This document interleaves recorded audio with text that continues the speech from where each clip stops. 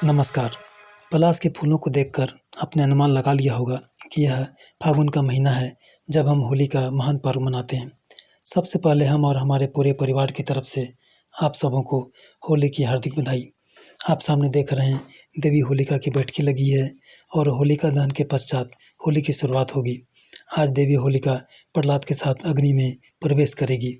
होली का महान पर्व हम भारतीयों के लिए विशेष महत्व रखता है, क्योंकि यही वो पर्व है जिसमें सभी धर्म और संप्रदाय के लोग स्वतंत्र होकर हिस्सा लेते हैं और प्रेम तथा सौहार्द के रंग गुलाल से सराबोर हो उठते हैं। इस समय पता ही नहीं चलता कौन राम है, कौन इकबाल, कौन जोसेफ है और कौन सुखविंदर। सभी एक ही रंग में रंगे नजर आते हैं और वो है प्रेम, भाईचारा तथा अखिल भारतीय परिवार का रंग।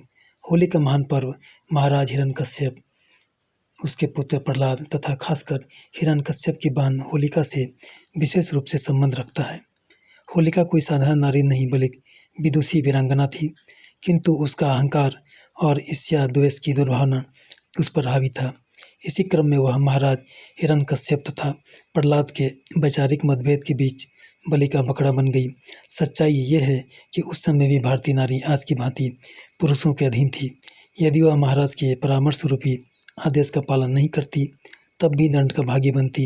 यही कारण है कि उसने प्रहलाद के साथ अग्नि में प्रवेश करने का निर्णय लिया। देवी होलिका की पूजा अर्चना के बाद उन्हें अग्नि दिया जाता है और कुछ ही पलों में होलिका का अहंकार तथा ईर्ष्या द्वेष रूपी दुर्भावना दो कर जल उठेगी और राख में तब्दील हो जाएगी। आप होलिका की चिता भस्म को देख सकते हैं।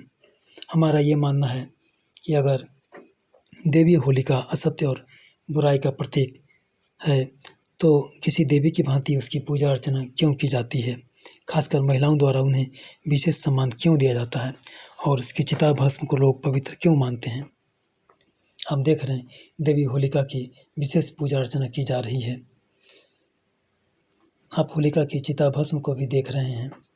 क्या हम मनुष्य भी अपने अहंकार तथा ईर्ष्या द्वेष और सामाजिक विषमता की दुर्भावना को इसी प्रकार जलाकर राख कर सकते हैं? उत्तर होगा नहीं, और शायद कभी नहीं, क्योंकि यह मनुष्य की स्वाभाविक प्रवृत्ति है और शरीर के साथ ही इसका विनाश होता है। खैर, छोड़िए इन बातों को और आइए चलते हैं बाजार की ओर। देखें बाजार में होली की क्या रौनक है। हम देख रहे हैं लोगों की भारी भीड़ रंग, अबीर और पिचकारी पर उमड़ पड़ी है। पूरा बाजार रंगमय हो गया है। लेकिन होली की खरीदारी करते समय हमें सावधान रहने की ज़रूरत है, क्योंकि बाजार में हानिकारक रसायन युक्त रंग, अबीर और कई तरह के पेंट मिल रहे हैं, जिनके इस्तेमाल से शरीर पर कई प्रकार के दुष्प्रभाव पड़ते हैं। इसीलिए हमें हर्बल और प्राकृतिक रंगों का ही प्रयोग करना चाहिए, भले ही वो थोड़ा महंगा ही क्यों न हो। इसी कारण से हमने इस बार पलाश के फूलों से रंग और अबीर बनाने का निर्णय लिया है। हम पास की पहाड़ी से ढेर सारा पलाश फूल लेकर आए हैं। इन फूलों को हमने 2 हिस्से में बांटकर एक हिस्सा को सूखने दिया और दूसरे हिस्से को पानी में डालकर छोड़ दिए।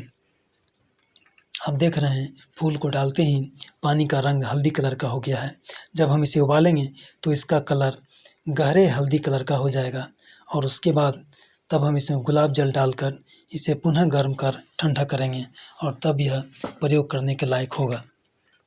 इसी तरह पलाश के सूखे फूलों में गुलाब की सूखी पंखुड़ी और हल्दी पाउडर डालकर मिक्सी में पीस लिए और उसे छानकर उसमें अच्छी क्वालिटी का टेल्कम पाउडर डालकर हर्बल अबीर तैयार किए हैं।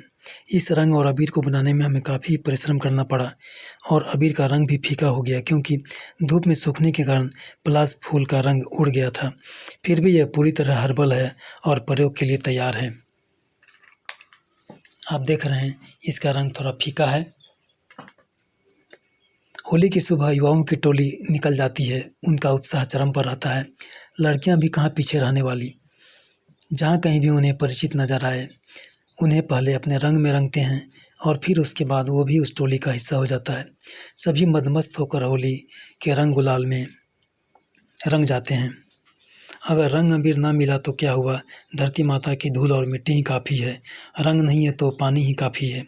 कपड़ फाड़ होली का भी अलग मज़ा है। लोग नंग धड़ंग होकर होली का मज़ा लेते हैं। बड़ों की होली देखी बच्चे भी करते हैं, किंतु होली में उनकी बाल लीला देखते ही बनती है। वे हर एक तरह के सामाजिक धार्मिक बंधन से मुक्त रहकर रंग अबीर का आनंद लेते हैं और एक दूसरे का होलियाँ बदलते हैं। अगर युवाओं और बच्चे की होली हो गई तो महिलाएं और युवतियां भला पीछे क्यों रहें। भाई साहब अपनी मंडली में गए हैं तो महिला मोर्चा ने भी अलग से अपना कमाल संभाल रखा। वे पुरुषों को भी छेड़ने से बाज नहीं आती। वे जानती हैं कि किसी का मेकअप कैसे बिगाड़ा जाए और उसे पूरी तरह चुड़ैल बनाकर मजा लिया जाए। लेकिन अच्छा होगा मैडम जी, आप रंग अबीर से ही काम चला लें, वरना भाई साहब किसी और को देवी समझ बैठेंगे और तब ये आपके लिए मुसीबत हो जाएगी। आप देख रहे हैं लोगों को होली का आनंद लेते हुए। होली के शुभ अवसर पर अगर वृंदावन और वहाँ के कृष्ण, राधा तथा गोपियों की होली और रासलीला को याद नहीं करें तो भी होली अधूरा सा लगता है। इनके कारण ही होली के रस में श्रृंगार रस का समावेश हो पाया है। हालांकि उनका श्रृंगार रस श्रद्धा, विश्वास, निर्मलता और निश्चल प्रेम से परिपूर्ण था, जो आजकल शायद ही कहीं देखने को मिले। होली में सिर्फ रंग अबीर से काम नहीं चलता, अच्छे अच्छे पकवान और मिष्टी भी इसमें भूमिका निभाते हैं। लोग जितना खाते नहीं उससे अधिक दूसरों को खिलाकर उनका पेट फुलाने और गड़बड़ करने में लगे रहते हैं। इसीलिए अच्छा होगा आप पहले ही हाजमोला पाचक साथ रखें, क्योंकि इस दिन सारी दुकानें बंद रहती हैं। अगर हाजमोला और पाचक आपके साथ है तो फिर खाए जाओ हाजमोला के गुण गाए जाओ।